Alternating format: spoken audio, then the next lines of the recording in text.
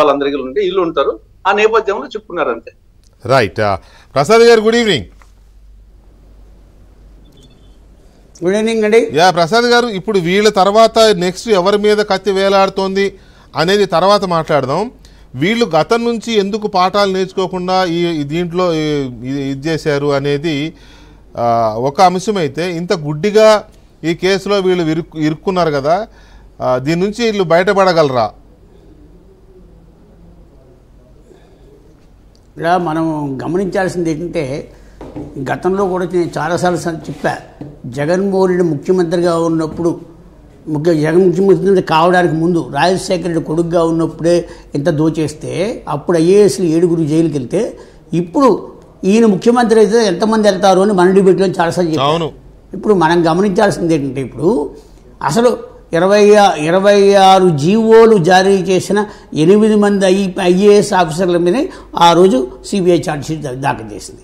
అందులో అదృష్టం కొద్దీ రత్నప్రభ ఒక్కడే బయటపడింది, మిగతా వాళ్ళందరూ స్టిల్ కేసులో ఉన్నారు. ఇప్పుడు ఇక్కడ ఐఏఎస్ అధికారులు కానీ, ఐపీఎస్ అధికారులు కానీ, రాజకీయ నాయకులు కానీ నేర్చుకోవాల్సిన పాఠం ఏంటంటే, జగన్మోహన్ రెడ్డి కోసం పనిచేసిన వాళ్ళు జైలుకి వెళ్ళాలి.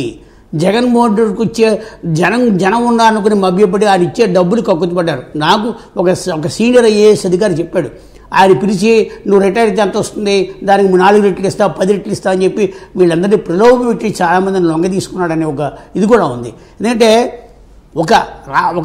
మన రాష్ట్రంలో ఉన్న ఒక ఎంపీని ప్రధానమంత్రి పర్యటనకి వెళ్ళనివ్వలేదని, ఆయన ప్రధానమంత్రి పర్యటనకి ఆ ఎంపీని రాకుండా చూడడం కోసం ఒక ఐఏఎస్ అధికారిని ఈ ప్రభుత్వం ఇబ్బంది పెట్టింది. ఒక జిల్లాలో ఉన్న కలెక్టర్ని పిలిచి 3 గంటలు నిలబెట్టారు వీళ్ళు. అంటే ఈ పైశాచిక ఆనందం ఎక్కడికి పోయింది? ఇప్పుడు గతంలో చూసుకున్న ఐఏఎస్ అధికారులు చేసిన తప్పులు, వాళ్ళు జైలుకి వెళ్ళారని తెలిసి కూడా ఈ ఐపీఎస్లు ఎందుకు చేశారనేది మీ ప్రశ్న. అంటే అది వాళ్ళ కర్మకాలు, వాళ్ళు దొరికారు, మేము చాలా తెలివైన వాళ్ళు అనుకున్నారు వీళ్ళు. మేము చాలా తెలివైన వాళ్ళం, మాకంటే జగన్మోహన్ తెలివైనవాడు, మనకంటే తెలివైనవాడు చెప్పాడు అది. అంటే నేను ఒక చెప్తా, చాలా కాలంలో 70s 80sలో చార్లెస్ శోభారాజ్ అంటే పాపులర్ క్రిమినల్. ఇప్పుడు అతనికి ఈయన అన్నయ్యేడే తమ్ముడు ఏడు తిరగట్లేదు. మనం గమనించాల్సింది ఏంటంటే, ఆల్ ఇండియా సర్వీస్ రూల్స్లో గతంలో కనీసం ఒక 6 నెలలకు 2 ఏళ్లకు 5 ఏళ్లకు రీఓరియంటేషన్ కోర్సులు పెట్టేవారు, అంటే క్రాష్ కోర్సులు పెట్టేవారు. తర్వాత ప్రొఫెషనల్గా ఇంప్రూవ్మెంట్ అవ్వడం చెప్పారు. ఈ ముస్సేరిలో వీళ్ళు నేర్చుకున్నది ఏంటి, ఇక్కడికి వచ్చి చేస్తున్నది ఏంటి ఒక్కసారి గమనించండి. ఇప్పుడు ఇవాళ నవీన్ జిందాల్ ఒక కేసు గురించే మనం మాట్లాడుతున్నాం.